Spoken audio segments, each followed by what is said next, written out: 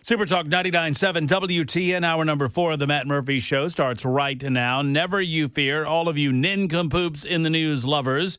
We shall get to said same momentarily. We've not forgotten you. We simply had to jiggle and joggle a few things around in terms of the presentation of the show because of our several guests that we had for you earlier today. Our thanks to our guests. We had the Consul General from Israel in studio with us, Atan Weiss, answering a few of my and your questions, along with Representative Scott Sapicki, who facilitated the conversation, and I appreciate Scott for that. We also had Congressman John Rose on, fired up about this, what he referred to as a poison pill inserted into the continuing resolution for no reason other than to seemingly offer punitive damage payments to senators who were damaged. No one is suggesting that any of this is right. What I would suggest is, as John said, two wrongs don't make a right. Now, I don't know what Senator Blackburn will have to say about it beyond what I have read she has said about it. She said in a statement today that she would support the effort to reverse the language in the bill if it comes before the Senate. This fight is not about the money. It is about holding the left accountable for the worst weaponization of government in our nation's history. I agree with that, but then that begs the question, how did the money get included in all of this? Why was the money in there to begin with? Who inserted the monetary punitive damage payments? So if this is not about monetary damages, if it's about a declaratory judgment, then why was there monetary damage payments inserted? Who did that? Someone did that. And I want to know who did it. I'm not suggesting Marcia did it. I'm not suggesting Bill Hagerty did it. I'm not suggesting Tommy Tuberville did it, or Dan Sullivan, or Cynthia Lummis, or Ron Johnson, or Josh Hawley, or Lindsey Graham. But did one of them do it? Did John Thune do it? Who did it? Who decided that it was a good idea to throw $500,000 cash money of the taxpayer dollar their way? And I think it's a fair question, and I think it's one that merits asking. Is it a deal breaker? I don't know that it should be a deal breaker in terms of relationships between our good U.S. senators and ourselves, but I think these questions need to be asked and the questions need to be answered. And I, for one, appreciate that John Rose is doing so. Now, as I said to John during the conversation, the cynic in me might suggest that he is as riled up about this as he is because he happens to be running against one of the people who was set to be a payee. John says, nah, I'm representing the people of my district, and that's what I do, and that's what I'm doing. Okay. Well, asked and answered. Super Talk 99.7 WTN, 12 minutes after the hour. Listen, we got three guys. We've got three stories. We've got a little time. Let's do it. It's Nincompoops in the News. Super Talk 99.7 WTN. Yeah. You know, the big nincompoop today is Ken Weaver, who abandoned us. But Thankfully, Jay Harper is here, capably taking his place during our Nincompoops in the News segment. Yeah, well, the taking his place segment, true. The capably part, I don't have much faith in, I must admit. I've got a pretty lame story here, but I'll try. Well, let's not undersell the story before we even deliver it. Come on, Jay. Let's do this. Okay. Let's make this happen. All right. So Jay Harper's here. Our man Jackson Williams is here. Matt Murphy's here as well. By the way, for those asking, Ken Weaver is not under the weather. He took a couple of days off and will be back, one presumes, on Monday. I wonder if Ken's going to Tuscaloosa. What do you think, Jackson? Oh.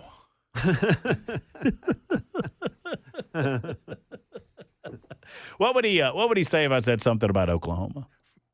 Boomer! Yeah, that's exactly what he would. That's about right. That's about right. All right. Oh, somebody, 9860 said, I'll bet a bottle of Russell Reserve 10-year that it was Lindsey Graham that did this. Yeah. You're wrong. I did it. Jackson wants his bottle of Russell's Reserve 10-year, I think. Is that what that was for? Did I do that right? Yeah, I snuck it into that bill. Oh, good for you, just Jackson. Just a quick flight up to Washington. Oh, yeah, just a little exchange of goods and services for cash payments. All right, I have no idea who won yesterday, so I'm going to let you, Jackson, select who gets to go first. Jay, you go ahead. All Go. right. Yeah. Oh, look at you. Yeah, I thought you'd pick yourself, Jackson. See, I'll get this lame story out of the way where you guys can, jump in there and I bet it's going to be good the way you're selling it. All right. Okay. Well, we're heading to Florida here, but it's not Florida man. It's Florida woman. A 21-year-old woman in Florida named Yasmin Irazo. This lady was caught super speeding 107 miles an hour last week. The speed limit where she was 55. Now, she was pulled over at 11:52 at night. Okay, the time is important. 11:52 p.m. The cop asked her why she was driving so fast. She said she was desperately trying to get to Little Caesars before they closed at midnight. Now she's facing a charge of dangerous and excessive speeding under a new Florida law that went into effect. And they didn't just give her a ticket, Matt. They arrested her, man. And they put her mugshot up on and she's just smiling. She looks so happy. Anyway, she could spend 30 days in jail and spend, a $500 fine. So, hey, man, when you get the pizza. Pizza. Yeah. When you get the pizza urge, man, Gotta go. You gotta go. I know, 107 miles an hour. Well, I mean, they were going to close, Jay. I know. I certainly can relate. But, Wasn't going to get her crazy, Brad. Yeah.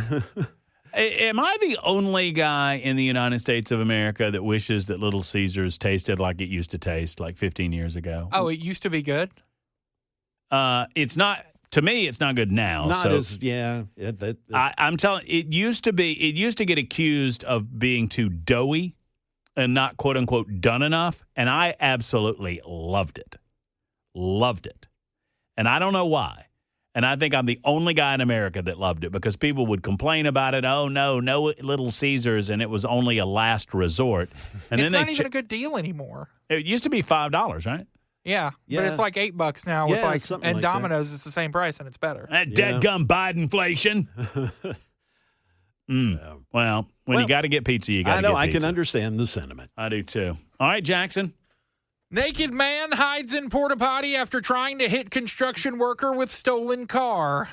Oh, man. There's three things in the middle of that sentence that is, I mean, that's just nincompoops in a nutshell right there. Naked guy, porta potty, stolen car. Go. A man allegedly stole a construction worker's car, attempted to run him over with it, and hid from police in a porta potty without clothes on. Officers responded to a report of a stolen vehicle at a construction site at 4:16 p.m.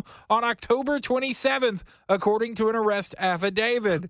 Upon arrival, a construction worker told police that a man wearing only sweatpants, identified as 43-year-old Joshua Molnix, by police, came onto the private property from one of the nearby beaches. The worker said he told the man to leave, but instead he refused and attempted to break into a shed on the property after What kind of pants? Sweatpants. Not jogging pants. Nope, sweatpants. Sweatpants. Also, why are you at the beach with sweatpants on?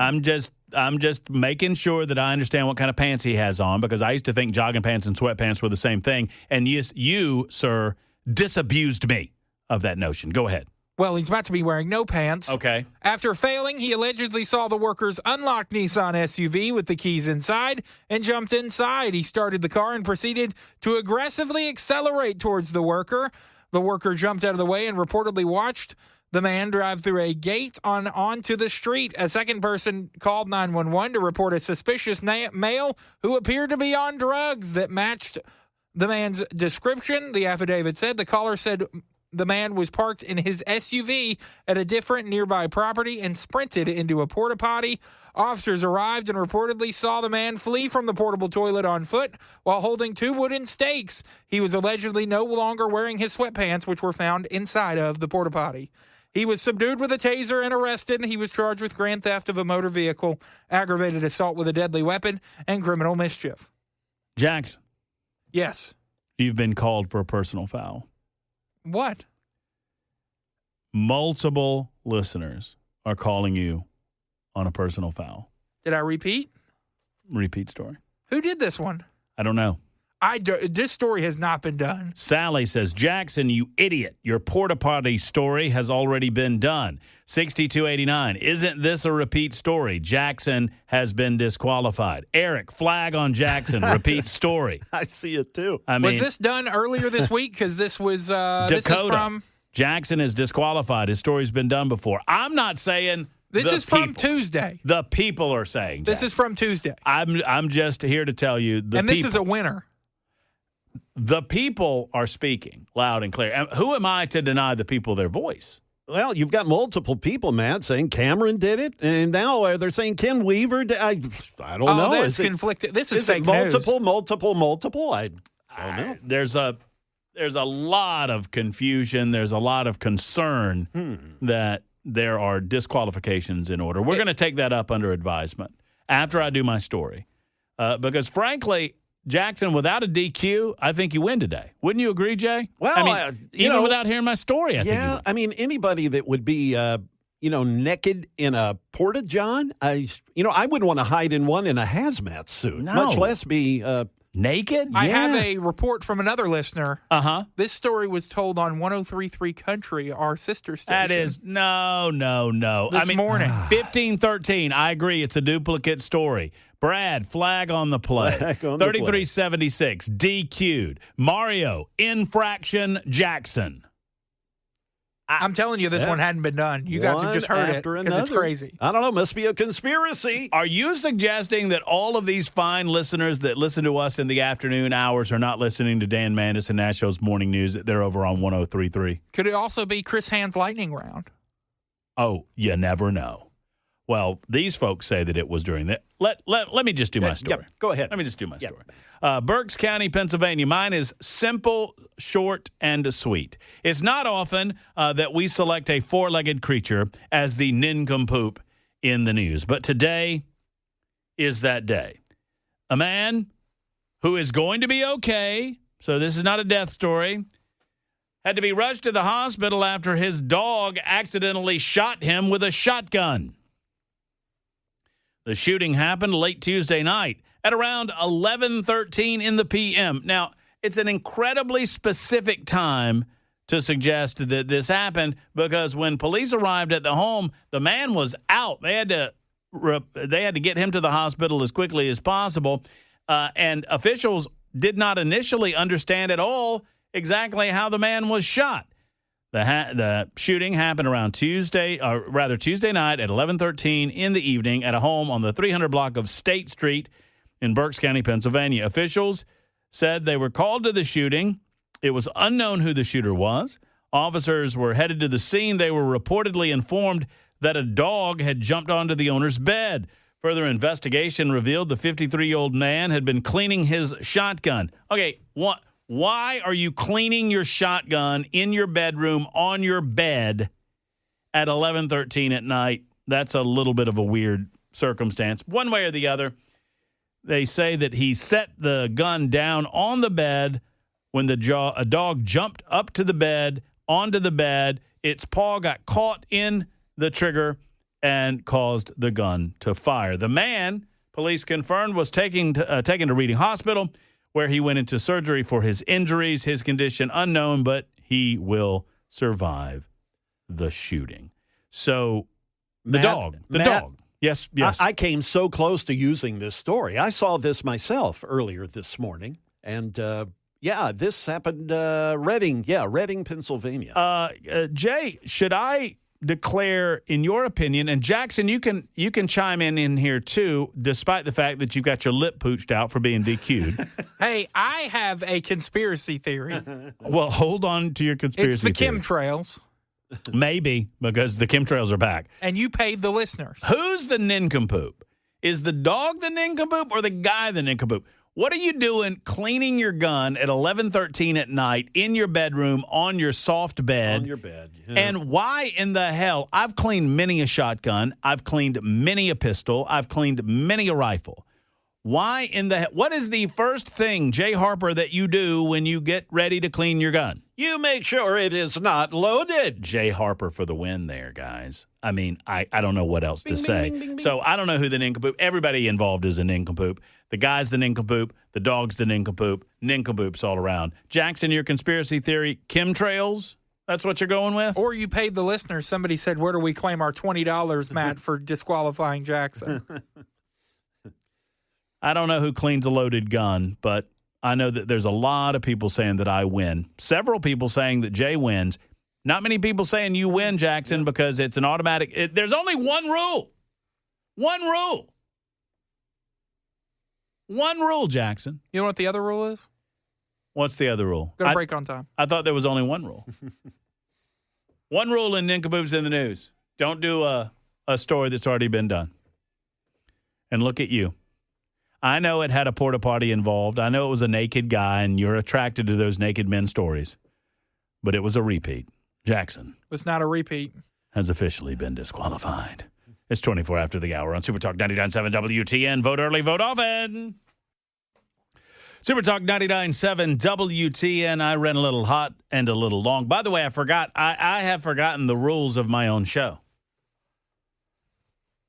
There are actually 2 rules to Nincompoops in the News. Number 1, do not reuse stories. Number 2, nobody dies. So there are 2. You got to vote, Jackson. Those are freedom fighters. Jackson gets a vote for solidarity, it said. That's good. You know what happens to freedom fighters? They get squished just like grape. Here comes the news. Super Talk 99.7 Super Talk 99.7 WTN. I want to go home. And I want to stay at home for the rest of the week.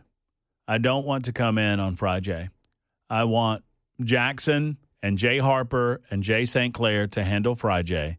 And I'll just come back fresh as a daisy on Monday, rested and right for the listening audience. Jackson, you know, I just said there's more than one rule. I said at first there's one rule to Nincompoops in the News, right? And then I said, wait, no, there's 2 rules because a listener alerted me. Rule number 1 is don't repeat a story. Rule number 2 is nobody dies.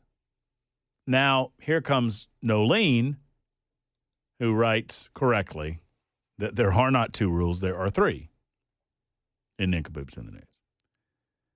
3 rules. Rule number 1, winner goes first. Rule number 2, don't repeat a story. Rule number 3, nobody dies. This was not the don't tase me bro story. I'm not sure whether it was or not, but I do believe it was Cameron's story from yesterday. I don't believe that you listened to Cameron. I think you tuned Cameron out. I think that's fair. And I think that Cameron gave this story. I know what you're doing right now. You're going back from yesterday and you're looking it up, aren't you? Because you have to be right. I get it. By the way, Eric writes in and says, I will personally bet Jackson. I don't know why we have to resort to violence, but Jackson, listen up and see if you accept this bet. I will personally bet Jackson one full, I can't believe I'm saying this, one full strength slap that his story was a repeat. So you consider whether or not that's worth it to you, Jackson. And no, Joshua, Jackson does not always lose. I'm the one that loses more than anybody. It's my game, and I lose more than Ken or Jackson or Jay, for that matter. Jay's got a better winning percentage than I'll ever have in this game. So there you go. In the meantime, the last ever penny has been produced, and I think it's a pretty good day in America. I feel pretty good about the idea that the last American penny has passed through the assembly line and has been produced. The United States of America spent, by some estimations, 232 years producing the penny. And yesterday marked the last day the Philadelphia Mint would create the penny, the 1-cent coin that costs 4 cents almost to produce. The coin introduced in 1793, and it had the buying power to afford you know what you could buy for a penny back in the day, Jackson? I was there. You like to say that I was around during that time, despite the fact that I don't think I'm that old, but whatever. You know, you could buy a candle for a penny. A candle. When you were a kid? No, in 1793, Jackson. You could buy a piece of candy for a penny. You could buy a newspaper at the time for a penny. Now billions of pennies remain in circulation, but it's nearly impossible to find any goods that can be bought with a single cent. God bless America. We're going to save the taxpayers $56 million, said Treasurer Brandon Beach at the U.S. Mint in Philadelphia before pressing a button to strike the final penny. The last coin to be discontinued in the United States of America was the half-cent coin. I was relating this to you, and you looked at me in disbelief, Jackson. Would you care to guess when the half-cent went out of favor? What year? I suppose not. 1857. So before the Civil War, the half-cent was discontinued. It was another copper coin that featured Lady Liberty. It was minted for less than 70 years. According to many of the mint, they say that it was an emotional day earlier this week. President Donald Trump argued properly that the penny has become obsolete in the modern world, costing more than 4 times its actual worth. I would suggest to you that it's time to not only discontinue the penny, but it is high time that we discontinued the nickel as well. Jackson looked up these prices yesterday. A penny cost almost 4 cents to make. A nickel is way worse. Wasn't it 14 cents? Yeah. 14 cents on a nickel? No, that's bad news, guys. Let's keep the dime, just round up, round down. People are like, oh, they're going to screw you. Yeah, whatever. It's 4 cents at most. I haven't handled a penny, and I don't know when. I don't take them. I don't keep them. I tell people to keep the pennies. You'd be surprised with the number of people that keep all of the change when you tell them that, but whatever. I want the silver. I don't want the rest of it. And frankly, I don't want any nickels anymore either. So if something ends in a 4, round down to the 0. If something ends in a 5, that's the problem. What do you do with that 5? I guess you round down on the 5 too. Round down on the 5, round up on the 6, and we're done. 6, 7, 8, you round up to the next 0. That's how they get you, though. 5. What do you mean that's how they get you? For 3 cents, that's how they get you? They're gonna price things accordingly. Yeah, but you do the rounding at the end of the point of sale, right?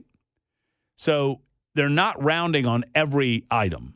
They're rounding at the end of point of sale. So you still keep the penny standard in the pricing.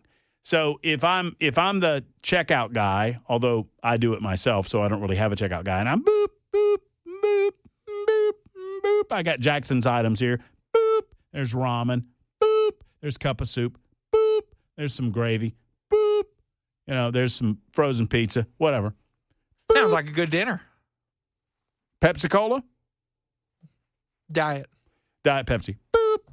So if that rings at a penny or 2 in the end price, you don't round it. Then you wait till the end of the transaction, and your final transaction comes out to be $47.52. You round down to the 50, and you're done. That's how they get you. Is that how they get you, Jackson? Is that how they get you? Yes. Then they already got you. They already got you. Now, some people are suggesting there was one moron on social media. If you follow me at Matt Murphy Show, you probably saw this exchange earlier today that suggested that I was advocating for a cashless society. No, a cashless society is a different thing. Going to a digital, quote-unquote, currency is a different thing. I'm not advocating that we get rid of our currency. I'm not advocating that we get rid of some of our coinage. I'm advocating that we retire coinage that has outlived its usefulness. And I've been advocating this for 20 years. It is way past time. And finally, we've got a president of the United States who has the intestinal fortitude, dare I say, the cojones, to get it done. For far too long, wrote Donald Trump, the United States has minted pennies that literally cost us more than 2 cents. It's so wasteful. Today, I attended the final penny strike, Beach wrote on social media, symbolizing the end of penny production and the return of common sense. See what he did there? Every year, the U.S. loses millions producing pennies, and their demand has plummeted. I think it's like 80% of all pennies in circulation aren't actually in circulation. 80% are in people's homes, in their couch cushions, in jars. They are in gutters. They are lost. They are, in your automobile, whatever. Way time to get rid of the penny.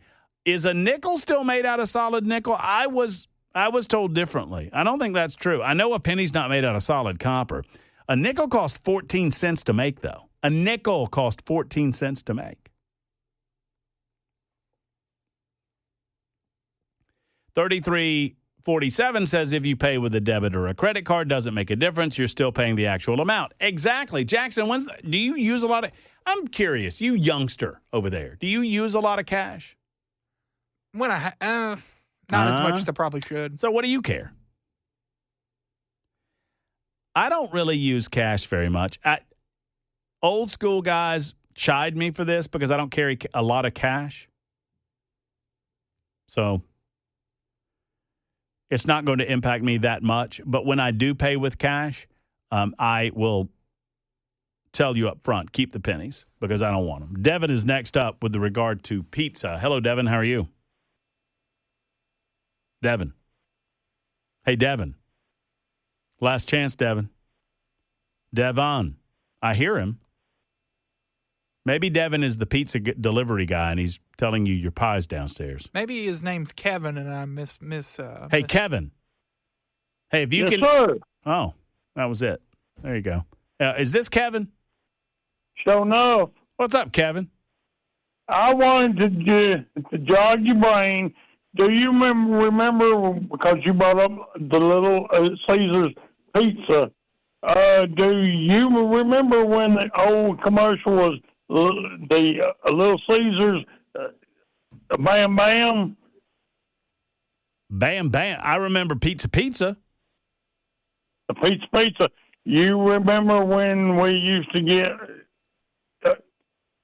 2 pizzas?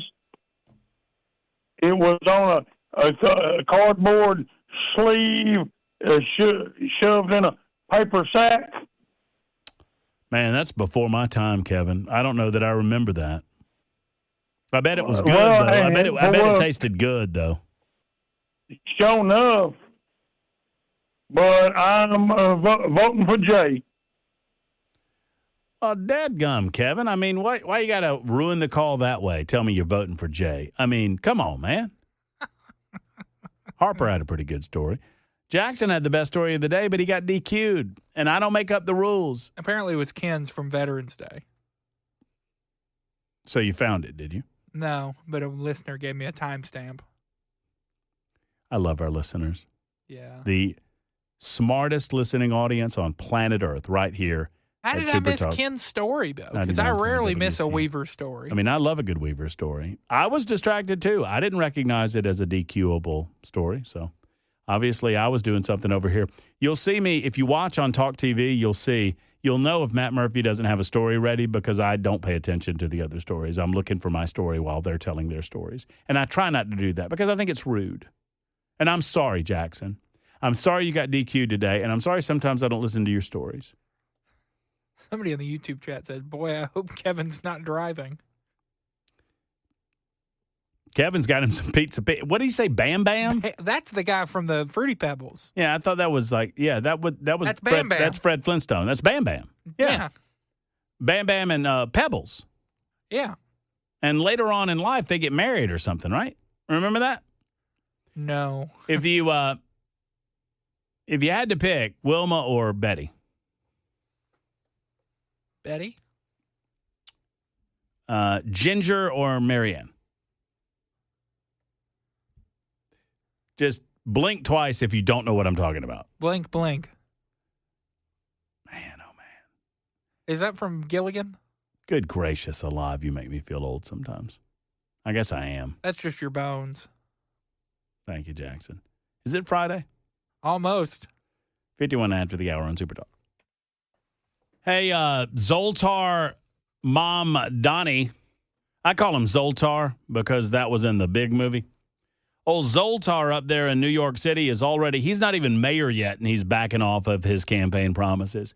He has already backtracked on free buses. He's already backtracked on free grocery stores. He's now backtracking on free housing.